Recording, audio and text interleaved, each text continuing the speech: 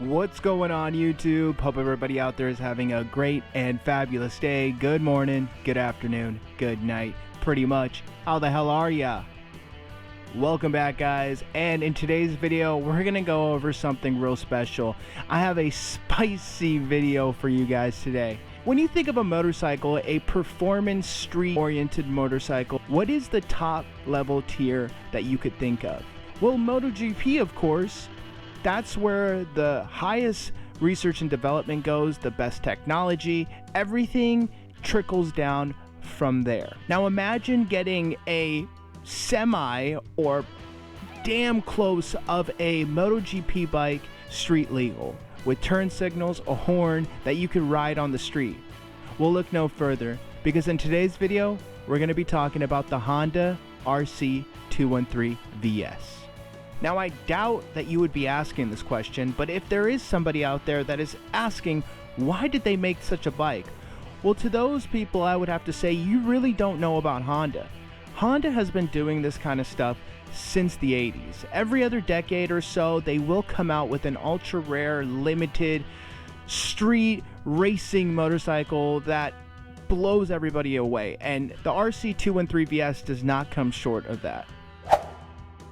A limited production of these hand-built road-going versions of the RC213V-S was introduced in 2015 as a Motogp replica. Honda also marketed that you would be able to purchase a race kit that would really unlock the full potential of this bike. Let's just go ahead and get into the contents of the race kit. So you get an ECU, so much carbon fiber air ducts, you get a full exhaust system, you get spark plugs, you get quick shifters. I mean, it goes on and on and on. Different gearings, different harness modifications. As you can see, it comes in this gorgeous box that you're not buying it for the horsepower numbers. You are buying it for the collectability of it. I mean, this bike is collector's item. But that was only available overseas. It was not available here in the States. Now, depending on where you lived in the world, if you lived in the US, you would be getting the shit end of the stick because the US market, for some reason, would come significantly detuned. We're talking merely 100 horsepower, when the Europeans would be getting 150, and then they could unlock it to roughly about 200 brake horsepower. I don't know why Honda decided to do this.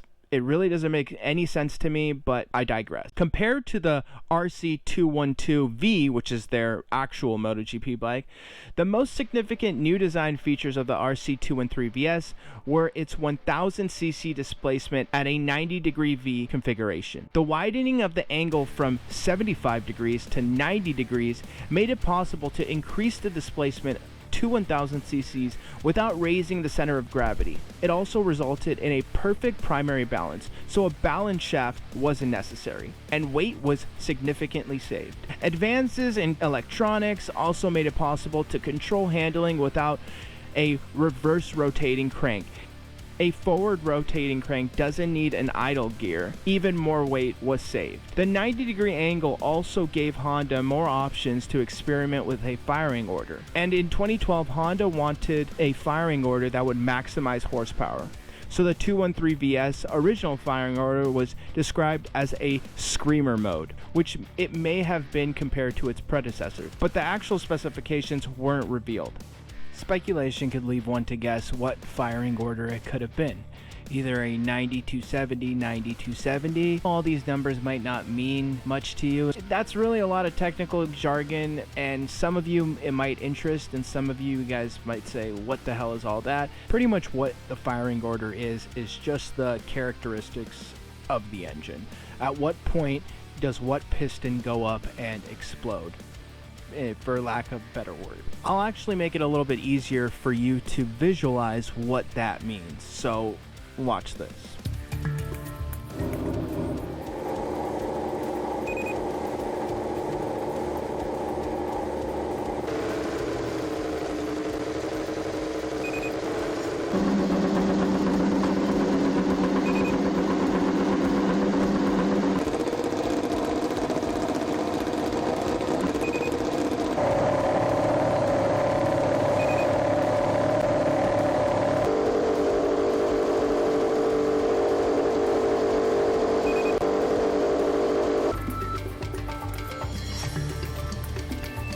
Now, as far as the build quality goes of this bike, on one hand, we have Honda selling you a race kit that will void your warranty and void your street legal capabilities. But on the other hand, if you want to keep it in its stock trim and you plan on actually riding this bike, expect to do a service on it every 4,000 miles. And if you had the race kit installed, drop that number down to 3,000. So I did talk earlier about how you installing the race kit will give you a horsepower number that would be comparable to some of the modern leader bikes at the time. The RC213 isn't cheap by any means. This bike is very close to an RC-V1000R that was raced by Scott Redding and Nicky Hayden back in 2014. Those bikes cost $1 million to lease and the same to run. Think of the RS213 in those terms, and yes, it's expensive, very expensive, but you're getting a lot of tech for the money. One of my favorite things that I have found is some of these websites trying to justify the astronomical price tag of this bike. And yes, we know a Motogp factory race bike can cost upwards of $3 million.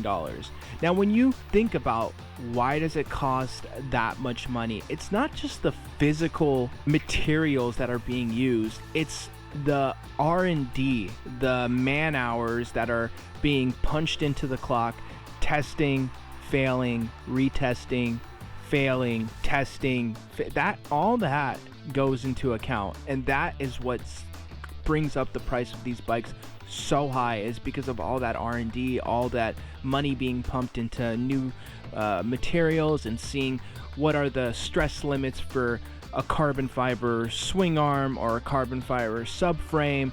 So let's go ahead and just talk about the size of this bike. As you can see, it really does look like a little compact, smaller displacement motorcycle. It's literally the size of a 400. It feels compact, it feels agile, ultra smooth, and a modern day RC30. The ride quality has this ultra plushness to it that it never flinches no matter how hard you push it into a corner. On the track, you can easily find the limit of the standard brake pads and the Bridgestone RS10 tires.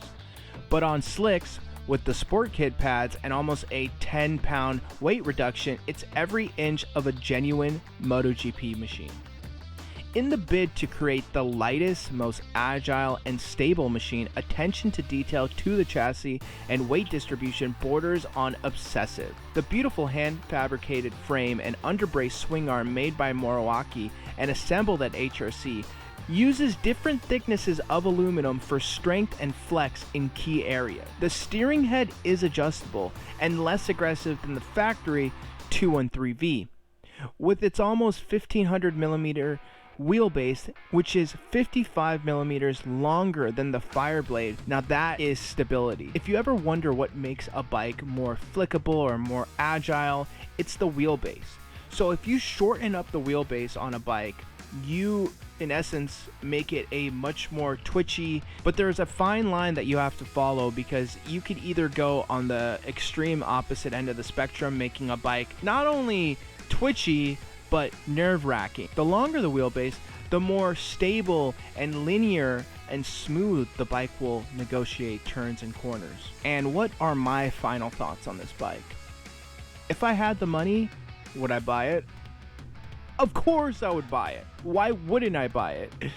I mean, if I haven't made it clear enough by now, wouldn't be buying this bike for the horsepower numbers. I almost guarantee that a few people, if not more than a few people, when they heard about this bike and they able to put in a deposit or pay for it outright, I bet you that they didn't even look at the specs. They just knew that Honda was coming out with a Motogp replica, and they needed that space to be filled in their ultimate dream garage.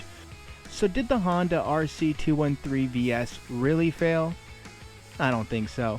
I think it actually did exceptionally well.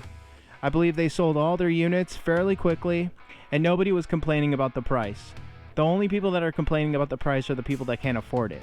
I believe just recently on Iconic's website, they just sold one of these for $236,000. And it became the most expensive production motorcycle ever from Japan. Manufacturers are doing these bespoke, one-off, special, super limited runs of these insane bikes, and I don't think it's ever going to stop. I mean, you could look at it in the car community with certain models are instant classics, and for this bike, man, I can only imagine in 50 years from now what that thing's going to be worth. So with that being said, stay up, 2 wheels down, peace.